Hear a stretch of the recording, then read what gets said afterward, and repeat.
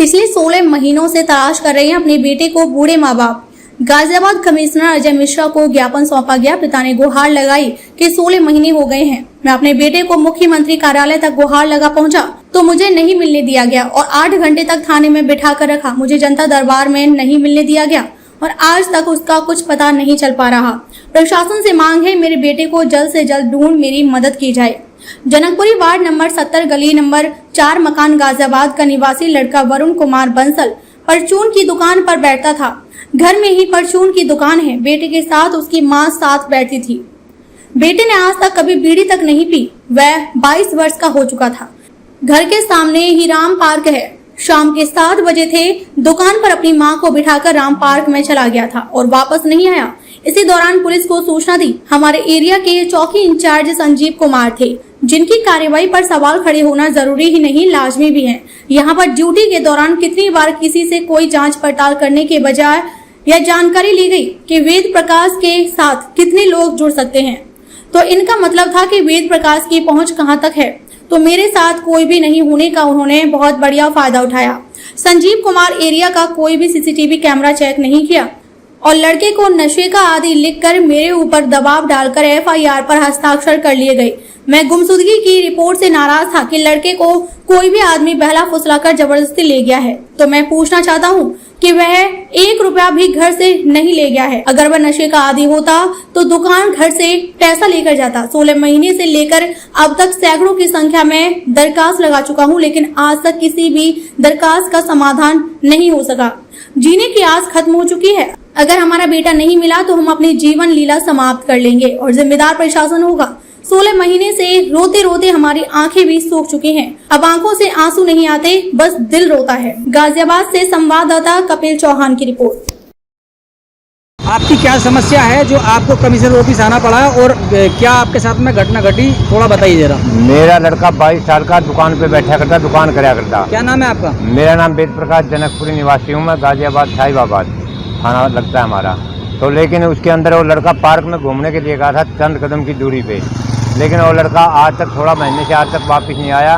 इसमें पुलिस की लापरवाही बिल्कुल सामने नजर आ रही है कि 16 महीने तक ना तो चौकी इंचार्ज ने कैमरे चेक करने के नाम पर 1.5-2 लाख का खर्चा बताया या NOC लखनऊ से लेनी पड़ेगी हमारे जो संजीव कुमार जी से।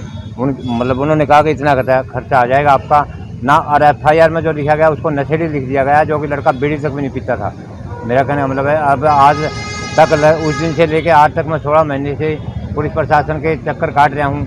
लखनऊ भी गया हूँ, वहाँ भी कोई खास सुनवाई नहीं हुई। और हमारे घर पर जब CM साहब हमारे यहाँ गाजियाबाद आते हैं किसी दौरे के ऊपर, तो हमारे घर पर पुलिस का पहरा लगा दिया जाता है, हमको नज़रबंद कर दिया जाता है।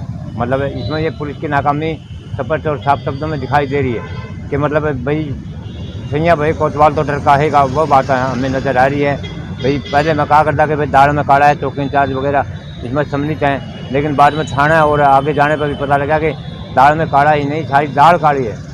मतलब आपका लड़का किस तारीख को गुम हुआ था? मेरा लड़का 26 मई को 7 बजे 8 बजे के बीच घर से निकला था घूमने के लिए वैसे ही। तो ये मेरे ख्याल में मई की बातें हैं 2022।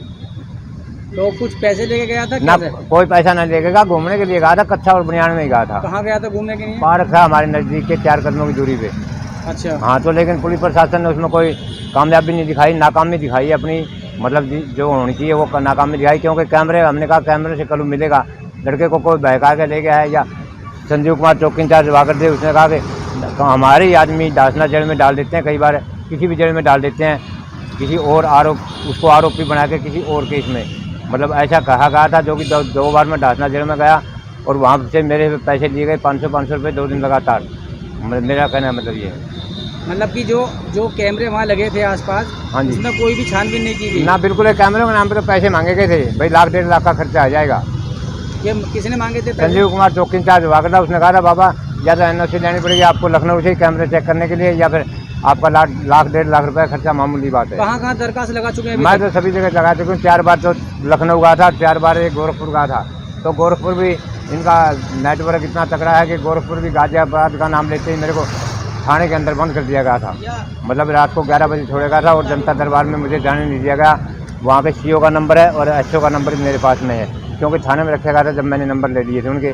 तो ऐसा व्यवहार हमारे साथ में रहा, यानी कि 16 महीने से लड़का तो गायब जो है हमारा दोनों मियाँ बीबी का भी शोषण हो रहा है और वो भी पुलिस के द्वारा। अब आप क्या चाहते हैं? मैं तो ये चाहता हूँ कि लड़के को की जांच पड़ताल करके पुलिस पर छोटे अधिकारियों को कड़ा से सख्त कानून दिया जाए और वो ढूंढ के लाए, क्योंकि जब कमिश्नर का कुत्ता 20 दिन के अंदर मिल जाता है, एक दरोगा का लड़का के लिए थोड़ा दिनों की पुलिस लगा दी जाती है, तो हमारे पास में कोई एक कर्मचारी भी ना दिया गया हमें।